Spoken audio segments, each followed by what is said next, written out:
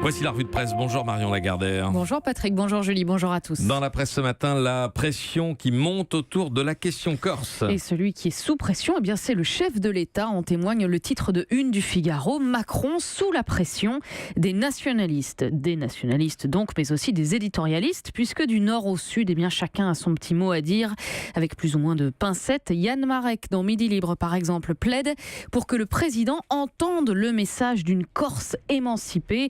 Au nom du principe, la République est une et indivisible. Le chef de l'État ferme les yeux sur le statut de résident et n'écoute pas l'argument de la langue, dit-il. Radicalement différent, Rémi Godot dans l'Opinion. Emmanuel Macron ferait mieux de prononcer un discours sur la République à l'adresse de tous les Français et non pas une allocution sur la Corse pour les Corses, car rien ne justifie que le seul cas de l'île entraîne une réécriture de la Constitution pour l'unique bénéfice d'une région.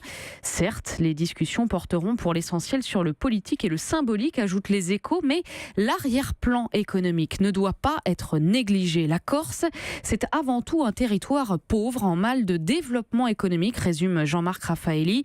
Un taux de chômage des jeunes à 28%, un coût de la vie élevé et une précarité grandissante. Une famille sur 5 vit avec un revenu mensuel inférieur au seuil de pauvreté. Il existe une forte précarité qui reste tabou, explique également dans Le Parisien Laura Giudicelli, conseillère exécutive en charge de la jeunesse. La réalité est dure, dit-elle. Pour preuve, les 3 témoignages recueillis par le journal, avoir 20 ans en Corse, où Martinou, Léa et Mathéa ne s'interrogent pas tant sur la langue que sur leur avenir professionnel. Autre titre pour lequel la pression monte, le procès de Salah Abdeslam qui débute aujourd'hui à Bruxelles. Abdeslam, le terroriste qui ne parlait pas, c'est le dossier de Libération qui s'interroge. Qu'attendre d'un tel procès ? L'Europe entière, si ce n'est le monde, sera pendu à la parole de cet homme, seul survivant des commandos du 13 novembre, écrit le journaliste Willy Ledevin. Encore faut-il, après 2 ans de mutisme, qu'il accepte de se livrer, parce que le plus probable, effectivement, c'est qu'il reste silencieux. Et Libération raconte comment son frère aîné, Mohamed Abdeslam, profite de son temps de parloir hebdomadaire pour le convaincre. Je tente d'installer une relation de confiance pour qu'il s'exprime, dit-il. Les victimes en ont besoin et si Salah ne fait pas preuve de rédemption, eh bien moi-même, je n'irai plus le voir. Même attente de la part de son avocat, maître Sven Marie, dont l'attitude entre provoque et mépris, écrit Jean Quatremer, laisse tout de même songeur. Abdeslam, c'est un petit con de Molenbeek, confiait-il en 2016. Il a l'intelligence d'un cendrier vide, il est d'une abyssale vacuité. Il n'a lu du Coran que des interprétations sur Internet. Le web, c'est le maximum qu'il puisse comprendre. Il est l'exemple parfait de la génération GTA, Grand Theft Auto, cette génération, disait Sven Marie, qui croit vivre dans un jeu vidéo. Un entretien déroutant où l'avocat n'avait pas caché son envie de lâcher Abdeslam, un client qui aurait pu lui faire une bonne publicité, disait-il, mais qui finalement ne lui rapporte rien, si ce n'est des emmerdes. Ça laisse perplexe sur ce qu'on peut attendre effectivement d'un tel procès, et c'est à lire dans Libération. Toujours à Bruxelles, mais sur un tout autre sujet, la commissaire européenne à la concurrence accorde un entretien exclusif à l'Opinion ce matin. Oui, Margrethe Vestager, 49 ans, celle qui a inspiré la série Borgen, rappelle l'Opinion, donne ses priorités. Elle veut défendre l'intérêt des consommateurs face aux géants de la mondialisation, protéger nos données personnelles et surtout lutter contre les avantages fiscaux accordés par certains États membres aux grandes multinationales. Souvenez-vous, la pression sur Apple, sur Amazon, Google, Gazprom ou encore Starbucks, eh bien c'est elle. Au total, Margrethe Vestager a infligé plus de 7 milliards d'euros d'amende à des sociétés américaines et européennes.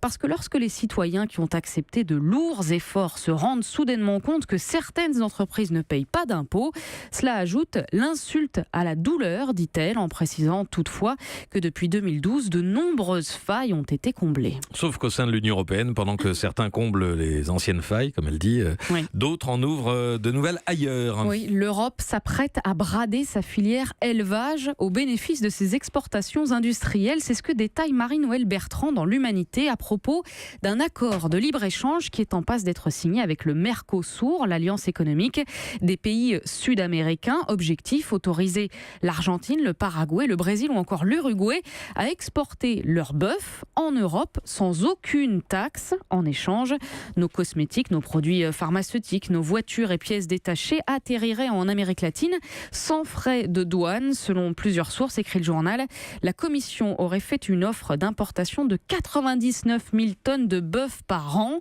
Par comparaison, le CETA, le fameux accord avec le Canada, prévoit lui 60 000 tonnes, sachant qu'on produit déjà du bœuf en Europe, que le prix au kilo a encore baissé l'année dernière et qu'il est même passé en dessous du coût de production pour les éleveurs. Un article a désespéré un peu de la préservation d'une agriculture à taille humaine et respectueuse de l'environnement, à lire dans l'Humanité. Et puis on parlait de pression, et pas seulement de pression de pneus, et pas seulement de pneus Michelin. Ceux qui l'ont ce matin, ce sont les aspirants étoilés du Michelin, justement. Et oui, puisque l'édition 2018 du guide sort aujourd'hui et les attentes dans chaque région sont très fortes. Par exemple, en une de la République du Centre, Orléans table sur davantage d'étoiles. Michelin, le fumet et l'angoisse, titre également le Républicain lorrain, et à voir la tête des chefs sur la photo de une.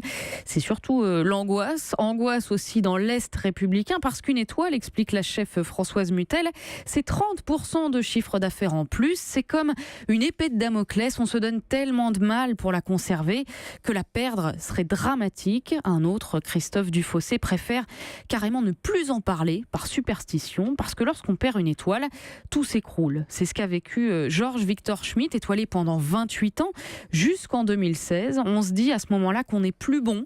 La perte de fréquentation est énorme et il faut baisser les prix de moitié pour tenir. On comprend mieux effectivement la crispation sur les visages. Alors en attendant le verdict, il y a ce conseil dans les pages santé du Parisien pour faire retomber la pression. Faites des étirements, c'est ce que suggère en tout cas le cardiologue Olivier Hoffmann.